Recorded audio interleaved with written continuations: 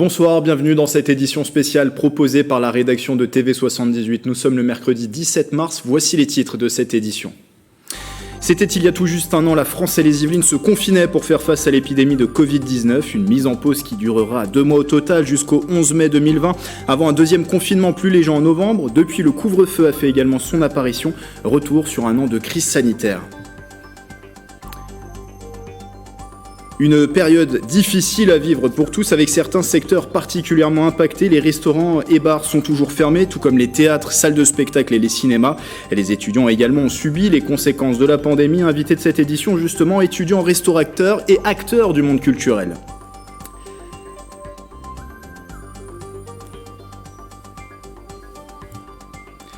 Et puis la crise sanitaire a vu aussi l'émergence d'initiatives positives, des innovations dont certaines dans les Yvelines, machines tueuses de coronavirus, tentes stériles qui se déploient en quelques minutes, ou encore recyclage des masques, focus sur ces créations yvelinoises. Emmanuel Macron dans les Yvelines, cet après-midi, le président de la République s'est rendu au centre hospitalier de Poissy-Saint-Germain-en-Laye pour une visite dans le service de réanimation et aussi échanger avec les élus et déplacement dans un contexte très tendu à l'hôpital et avec l'hypothèse d'un reconfinement en Île-de-France qui semble se confirmer. On retrouve sur place Astrid Bergère. Bonsoir Grégory, oui comme vous le disiez, la situation en Île-de-France est très tendue, notamment dans les hôpitaux. Le taux d'occupation en réanimation par des patients Covid est actuellement de 102,6%. Emmanuel Macron était donc ici à l'hôpital de Poissy-Saint-Germain-en-Laye pour visiter plusieurs services sous tension, notamment la réanimation, et pour rencontrer des soignants. Il échangera ensuite en visioconférence avec des maires d'Île-de-France et d'autres régions qui sont concernées. Alors cette visite, elle intervient quelques heures après un conseil de défense qui s'est tenu ce matin. Et à l'issue de ce conseil, Gabriel Attal, le porte-parole du gouvernement, a annoncé que des mesures supplémentaires allaient bientôt être mises en place dans la région et qu'elles seraient effectives dès ce week-end. Ce tour de vis sera annoncé demain lors d'une conférence de presse à 18h par le Premier ministre Jean Castex et par le ministre de la Santé et des Solidarités Olivier Véran. Astrid Bergère sur place avec Patrick Jacques de Dixmude pour les moyens techniques. Le reconfinement en Île-de-France à l'étude, donc un an, jour pour jour après le premier confinement, le 17 mars 2020. La France et les Yvelines étaient placées sous cloche. 12 mois plus tard, le Covid-19 est toujours présent dans nos vies. Retour sur un an de pandémie dans les Yvelines avec Éléonore Sinoquet. Nous sommes en guerre. Il est midi pile, nous sommes le 17 mars 2020, la France est officiellement confinée, une situation historique annoncée par le président de la République la veille.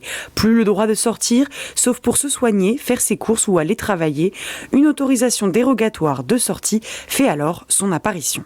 Plusieurs déplacements restent possibles, mais il faudra vous munir de l'autorisation de déplacement dérogatoire. Les élèves des écoles, collèges, lycées sont priés de rester chez eux. Les commerces et la culture sont à l'arrêt. Le 26 mars, plus de 50% de l'activité économique des Yvelines est stoppée. Le deuxième tour des élections municipales reporté. Ce ne sera que mi-avril qu'Emmanuel Macron donne une date pour le déconfinement, le 11 mai. C'est pour cela que le confinement le plus strict doit encore se poursuivre jusqu'au lundi 11 mai. Et ce 11 mai est enfin là, les Yvelinois, comme tous les Français, se ruent chez les coiffeurs notamment. Les écoles du département retrouvent les rires des enfants avec un protocole sanitaire renforcé. Le 2 juin, c'est au tour des restaurants et des bars, uniquement en terrasse en Île-de-France, mais c'est déjà ça. La culture retrouve aussi son public. 15 semaines après le premier, le second tour des élections municipales est organisé le 28 juin. Avec l'été vient l'accalmie, mais aussi le relâchement des gestes barrières. Jour de fête nationale, le président annonce l'obligation du port du masque en intérieur. Le préfet des Yvelines, Jean-Jacques Brault, applique et même étend l'obligation de ce port du masque dans les marchés, brocantes et vide-greniers dès le 15 août. Septembre est là et la rentrée est donc masquée dans les écoles jusqu'à 11 ans et dans les entreprises également. Le département des Yvelines distribue alors cet équipement devenu objet du quotidien. Aussi, les dépistages se généralisent et surtout s'accélèrent. À Saint-Quentin en Yvelines, le Vélodrome national se transforme en centre de dépistage du Covid. Autre mesure, le 14 octobre, le gouvernement décide de placer l'Île-de-France sous couvre-feu de 21h à 6h du matin. Et ce qui devait arriver arriva. Le 29 octobre, le deuxième confinement est acté et c'est le grand retour des attestations. Depuis quelques heures, ce n'est pas une mais 3 attestations qui sont disponibles sur le site du gouvernement et sur l'application Tous Anti-Covid. 24 novembre, un plan de déconfinement est présenté par étapes, mais tout ne se passe pas comme prévu. Quelques semaines plus tard, un nouveau couvre-feu national est instauré de 20h à 6h du matin cette fois-ci. Seule exception, le soir de Noël, le 24 décembre. Et justement, fin décembre, un espoir, la campagne de vaccination commence. Le 31 décembre, 14 résidents de l'EHPAD Montrepos de Sartrouville marquent l'entrée des Yvelines dans cette campagne vaccinale. Mais malgré le début de la vaccination le 16 janvier, le couvre-feu est une nouvelle fois avancé à 18h. Les Yvelines, comme 68 autres départements, sont toujours considérées comme zone d'alerte renforcée. Les conférences de presse du gouvernement s'enchaînent et le 22 février, Nice et Dunkerque se retrouvent confinés le week-end. Mi-mars, l'Île-de-France y échappe pour le moment, mais pour combien de temps encore ? Et avec nous tout au long de cette édition spéciale des invités en plateau, le premier d'entre eux, Gaëtan Malonda, bonsoir. Bonsoir à vous. Vous êtes restaurateur propriétaire de l'atelier de Gaëtan. C'est une crêperie qui est installée à Jusier. Alors les bars et restaurants sont fermés désormais depuis fin octobre, avec une année très particulière pour ce monde de la restauration. Un premier confinement, une réouverture début juin, puis un couvre-feu mis en place qui vous a contraint à fermer boutique plus tôt, avant une fermeture pure et simple de la restauration sur place. Comment vous avez vécu cette année personnellement, mais aussi en tant que restaurateur, justement? Alors cette première année de confinement a été très particulière parce qu'il a fallu se réinventer, il a fallu trouver des nouvelles choses à mettre en place, à faire sans le personnel, parce que maintenant je travaille principalement tout seul.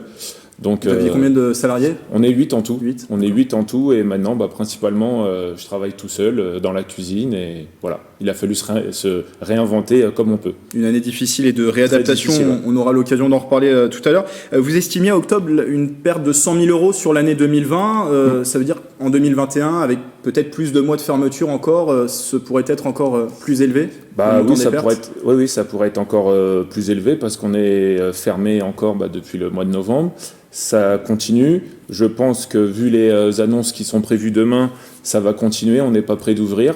Et je pense, oui, que la perte de chiffre d'affaires peut être un peu plus importante sur ce bilan qui arrive une fois de plus, quoi. Avec un reconfinement possible annoncé demain, on en saura plus au cours d'une conférence de presse demain. Il y a des aides de l'État qui ont été tout de même mises en place, le chômage partiel notamment, les PGE aussi, les prêts garantis par l'État. Est-ce que vous avez eu recours à ces aides ? Oui, nous avons pris 75 000 euros de prêts garantis par l'État. Donc c'est encore une fausse aide, si on peut dire, parce que c'est encore un prêt qui vient sur la société, sur l'endettement de la société.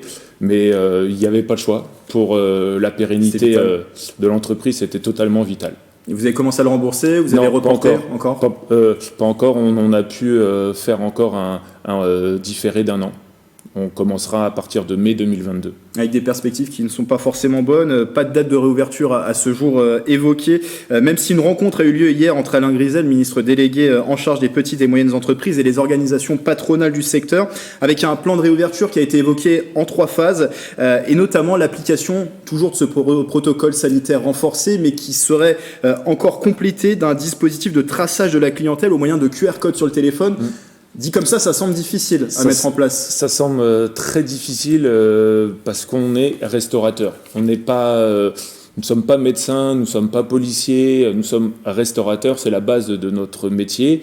Et c'est vrai qu'il y a déjà énormément de protocoles à mettre en place. Et si en plus maintenant ils nous ajoutent encore plus de choses, ça va être très très compliqué. Il n'y a plus de plaisir à venir manger chez son restaurateur, quoi. Une dernière question, vous parliez tout à l'heure d'une manière de se réinventer en cette crise sanitaire. On imagine la vente à emporter, vous l'avez mise en place. Est-ce que vous avez mis en place de nouveaux processus aussi pour continuer de travailler ? Oui, nous avons mis en place un dispositif de plateau repas tous les midis, chose qu'on ne faisait pas avant, qui fonctionne pas trop mal. Donc des petits plateaux repas, entrée, plat, dessert, pour la clientèle sur les alentours, quoi. Et la vente à emporter, est-ce que votre clientèle de base est au rendez-vous ? Est-ce qu'elle continue de vous soutenir aujourd'hui ? La clientèle est bien présente, ils sont tous là et ça nous fait plaisir quand même. Il y a le site internet de Restons Ensemble qui s'affiche puisque vous faites partie de cette association qui regroupe des restaurateurs. Ça permet d'échanger, de se serrer les coudes, de pouvoir avoir d'autres infos, d'autres collègues et surtout d'être soudés. On vous souhaite bon courage en tout cas. Merci à vous. Dans la suite de cette crise sanitaire. Merci à vous Gaëtan Malonda. Je rappelle que vous êtes propriétaire de l'atelier de Gaëtan. C'est une crêperie qui est installée dans la commune de Jusier. La crise sanitaire a eu aussi fort heureusement quelques conséquences positives. Elle a été l'accélérateur d'innovation et notamment dans les Yvelines. Des entreprises ont inventé des concepts novateurs pour lutter à leur manière contre l'épidémie. Retour sur 4 créations yvelinoises avec Éléonore Sinoquet. Si la crise sanitaire a changé nos habitudes, elle permet aussi de développer la créativité de certains. Entreprises ou particuliers ont innové depuis 1 an.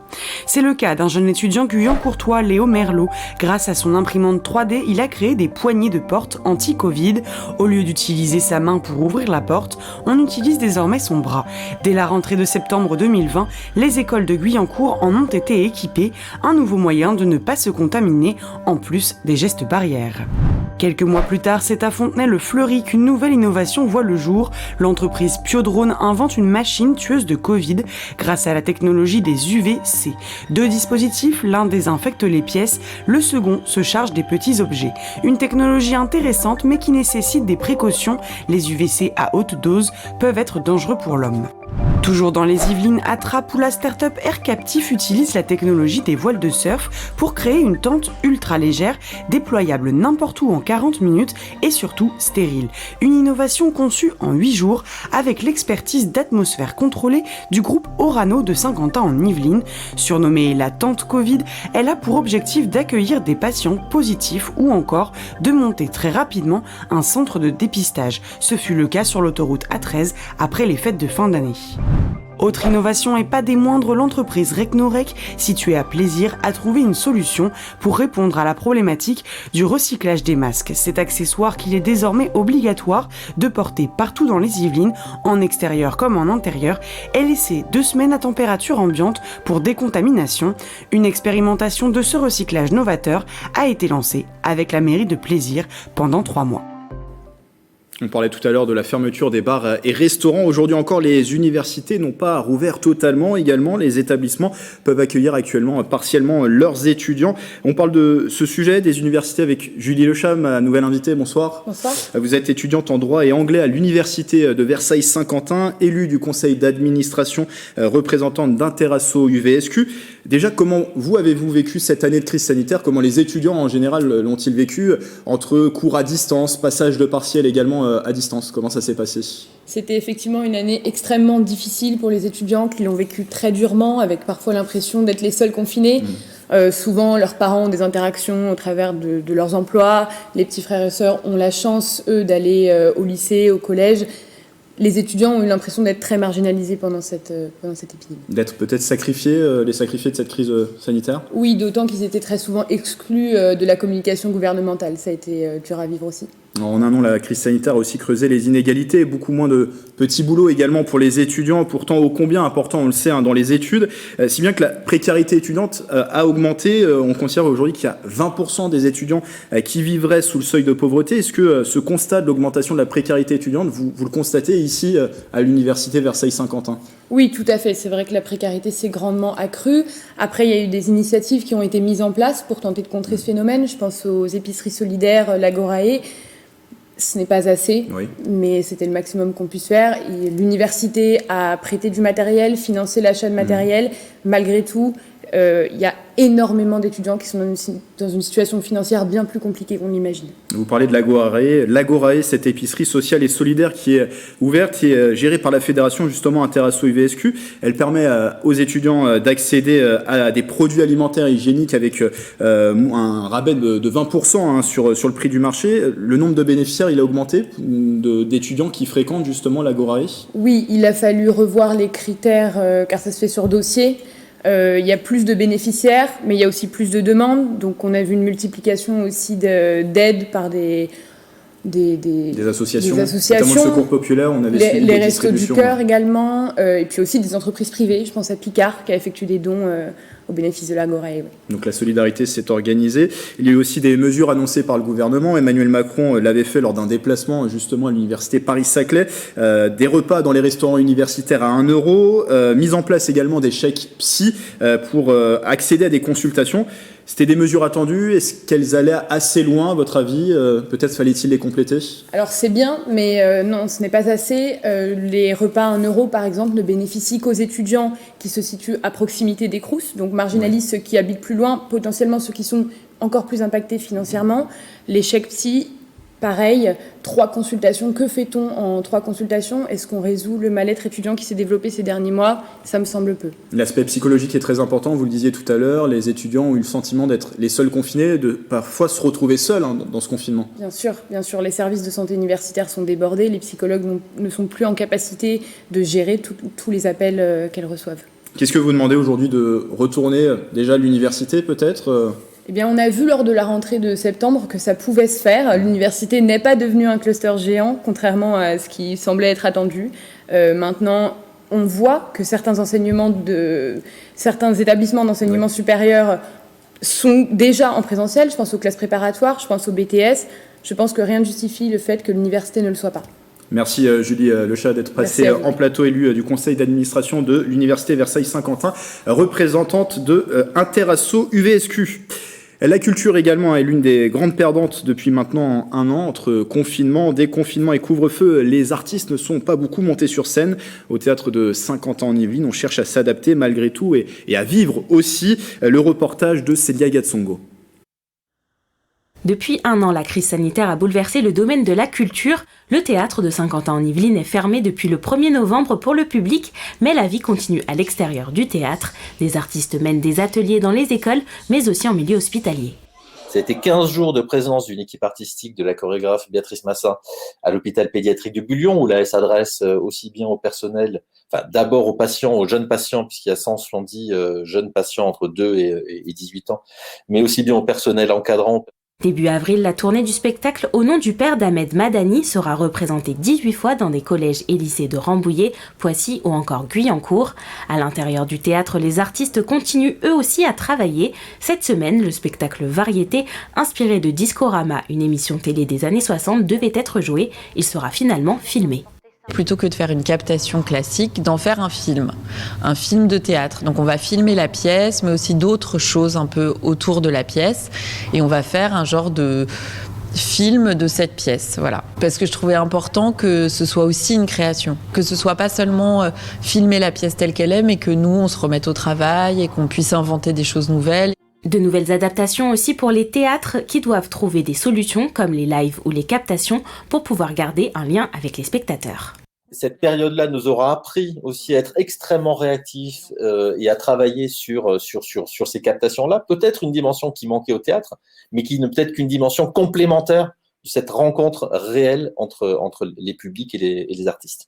Contrairement au public, les programmateurs et professionnels de la profession peuvent toujours assister aux représentations en physique. L'été culturel 2021 sera l'occasion de préparer des retrouvailles avec le public hors les murs du théâtre.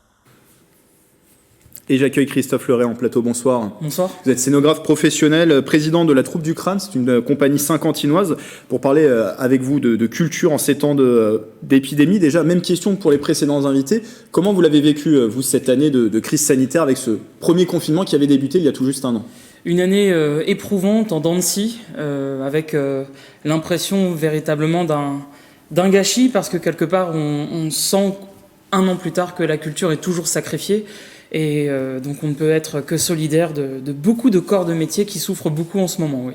Et la culture, justement, ça a été une année de souffrance entre confinement, déconfinement, jauge de spectateurs dans les salles de spectacle, des cinémas également. Vous le disiez, l'une des grandes sacrifiées, je vous donne juste ce chiffre, dans l'Union européenne, le monde de la culture a perdu 200 milliards d'euros sur les dernières années 2020. Il y a aussi forcément, on pense à des erreurs de communication, la culture non essentielle, en tout cas c'est dans cette catégorie de commerce-là qui avait été classée les librairies. Il y a eu des erreurs, d'après vous ? C'est plus qu'une erreur, en fait, c'est un choix politique qui là est très clair et qui est dramatique, parce que cette culture française, en tout cas, on la présente comme une exception. En tout cas, la France a une identité culturelle très forte. C'est un aimant aussi qui permet aussi d'avoir une vraie activité touristique, un dynamisme. c'est aussi un secteur économique à part entière et d'être avec ce genre de discours complètement maladroit et même blessant, de stigmatiser justement les personnes entre non essentielles et essentielles, là on est vraiment sur la ligne raide et on exacerbe aussi quelque part les colères et cette colère est toujours pas retombée. Donc, Alors, on vous suit régulièrement, Christophe Fleuret, sur TV78. On vous doit notamment les scènes de conte du château de Breteuil. À quoi a ressemblé cette année professionnellement parlant? Comment vous avez pu travailler cette année, ça a été une année d'adaptation. J'ai effectivement, au début du mois de mars, j'avais une année remplie de divers contrats. Moi, je suis en micro-entreprise. J'ai perdu à 2 reprises tous mes contrats dans l'année, en mars et en octobre. Donc, il a fallu redémarcher, retrouver des contrats. Ils ont été possibles parce qu'il a fallu multiplier les collaborations et puis surtout être très polyvalent. Donc quand on parle de se réinventer, de se réadapter, le monde de la culture n'a fait que ça, mais avec des mesurettes où on fait 3 pas en avant, 4 pas en arrière, c'est très difficile de se projeter. Donc on a fait de la visite en extérieur, on a créé des spectacles aussi en extérieur, on a fait du hors les murs, on a fait de la visite de monuments numériques, on a fait énormément de choses, justement. Je crois qu'on ne peut pas être plus dans l'adaptation que ce qu'on a été tout au long de l'année 2020. Oui. Et les perspectives sont difficiles à prévoir quand on ne sait pas même une date de réouverture justement pour les salles de spectacle, les cinémas, les théâtres, à l'instar des restaurants. On parle du 2e trimestre 2021, mais pas de date encore affirmée. Là, justement, il y a beaucoup de projets qui sont en cours. On passe notre temps à concevoir des projets. Heureusement, et ça c'est plutôt un bon signe, la confiance des différents partenaires, des monuments historiques notamment, avec qui je travaille beaucoup en Ile-de-France et dans les Yvelines notamment, est réelle et elle est toujours présente. Donc on nous demande, on nous sollicite pour trouver des idées originales, de concepts pour valoriser les sites de manière aussi à être corona compatible. Donc ça, c'est à chaque fois des enjeux, intégrer les normes sanitaires. Donc ça, on le fait. Les idées sont là, les projets sont là. Maintenant, effectivement, les perspectives, ça, on est vraiment tributaire de décisions auxquelles, malheureusement, on ne peut rien faire, nous, de notre côté. Donc on attend. Et une dernière question au-delà justement de toutes ces fermetures, toutes ces annulations, le plus difficile finalement, est-ce que c'est pas le lien qui est rompu aussi avec le public? Mais évidemment, justement, la culture c'est le lien, c'est l'échange, c'est l'enrichissement de soi à travers aussi la découverte des autres, d'autres cultures, c'est le partage, c'est le dialogue, c'est la confrontation parfois. J'ai failli venir avec une peau d'âne sur la tête, j'y ai pensé, mais pas de manière aussi trash peut-être, mais le fond du discours est là. Donc effectivement, on a les idées. Maintenant, on a hâte de retrouver le public. On l'a retrouvé tout au long de l'année 2020 avec des visières, avec des masques. On a répété avec la troupe du Crâne en masque. J'ai joué avec Aline Franciscovich du duo Diapason avec la visière et les perruques et les costumes d'époque. Bon, on a fait tout ça. On a été dans les écoles aussi. On a fait le hors les murs. On a joué le jeu. Maintenant, j'ai par exemple mené cette année, j'ai eu 4 projets d'exposition, 3 dans des monuments historiques, 1 dans une mairie. C'est la seule exposition qui a pu avoir lieu. Elle a attiré 10 000 personnes en 3 semaines. On était à Puteaux, en Ile-de-France. Tandis que les expositions dans les monuments étaient fermées, cette exposition qui a eu lieu au mois de décembre a pu avoir lieu parce qu'elle était dans une mairie. Et pour autant, les gestes barrières étaient respectés. Donc là, on a eu des incohérences et c'est le témoignage d'une incohérence flagrante puisque ce protocole sanitaire aurait très bien pu être adapté aussi pour les monuments. Merci à Christophe Fleuret pour ce témoignage, scénographe professionnel et président de la troupe du Crâne, une compagnie saint-quentinoise. Avant de vous laisser, parlons sport. Le sport, justement, avec ce premier confinement du printemps 2020 qui a marqué un tournant depuis une année entre reprise des entraînements, arrêt des compétitions et espoir de retrouver au plus vite possible des conditions normales pour pratiquer, que ce soit aussi bien pour la pratique individuelle d'ailleurs que la pratique collective. Toutes les associations sportives ont également subi cette crise sanitaire. Bichente Merien Santisteban. Paralysé avec l'annonce du premier confinement, le sport est pourtant resté au cœur des centres d'intérêt. Cloisonnés chez eux, de nombreux Yvelinois ont pratiqué la course à pied, la musculation, le fitness. Certains même se sont lancés de plus grands défis, comme courir un marathon dans leur jardin. Pour les sports en club, le déconfinement n'aura pas empêché l'arrêt des saisons, annoncé le 25 mai 2020. Un soulagement pour certains, une frustration pour d'autres qui n'iront pas au bout de leurs objectifs. Une semaine avant, on était deuxième. On a perdu le dernier match qui en fait nous laisse en fait en National 2 pour la saison prochaine, car les compétitions ont été à compter du 12 mars ont été complètement interrompues et on a pris le solde à ce moment-là. Donc ça a été un peu surprenant. Les saisons en cours du sport amateur ont été annulées ou raccourcies avec l'espoir de reprendre normalement en septembre, une fois l'été passé. Pour les professionnels, certains événements majeurs ont été décalés, comme le Tour de France, dont la dernière étape est partie de Mantes-la-Jolie le 21 septembre 2020. On avait été frustrés de ne pas avoir de vélo pendant la période du coronavirus et du confinement. Donc un grand plaisir. Un plaisir de voir un bel événement comme ça se dérouler cette année. C'est un bel événement et c'est un beau symbole, je trouve, d'être ici aujourd'hui. Mais les réjouissances sont de courte durée. Avec la seconde vague de l'épidémie et l'instauration du couvre-feu à 21h, les clubs sont obligés de se réorganiser. Pas de vestiaire, pas de contact, le respect obligatoire des gestes barrières. Le 2 novembre, le couperet tombe. Le sport est de nouveau à l'arrêt après l'annonce du second confinement. Des centaines de sportifs de haut niveau sont cependant sélectionnés pour pouvoir continuer de s'entraîner. Pendant le premier confinement du mois de mars, en fait, les enfants ont continué à faire du travail physique chez eux, mais malgré tout, ils ont quand même beaucoup perdu et on a mis du temps à retrouver un niveau correct. Donc là, l'avantage, c'est que les entraînements se poursuivent, donc il y a moins de pertes. Une fois n'est pas coutume, le déconfinement permet ensuite au club de reprendre les entraînements en janvier 2021, des horaires aménagés étant donné le couvre-feu donné à 18h, ainsi que le respect du protocole sanitaire. Un moyen de se retrouver entre coéquipiers, à l'image du club de football de Joué-en-Josas. Le groupe, l'ambiance, tout ça, ça manque beaucoup. De voir les amis, tout est fermé, donc forcément de se retrouver comme ça le dimanche, c'est top. Ça fait du bien déjà de retrouver les copains, de retrouver l'esprit d'équipe, faire un petit peu d'activité physique et sportive en collectivité, parce que faire tout seul pendant le confinement, c'est pas forcément très agréable. Alors que nous nous rappelons aujourd'hui le premier anniversaire de ce qui bouscula la pratique de toute activité, de tout événement en groupe et en communauté, le sport, comme la culture ou les loisirs, reste un an plus tard dans l'attente de pouvoir reprendre normalement. La fédération de rugby a déjà fait le choix d'annuler les saisons en cours pour les amateurs. D'autres sports se joindront probablement bientôt à cette décision. Voilà, c'est la fin de cette édition spéciale. Merci de votre fidélité. Belle soirée avec TV78.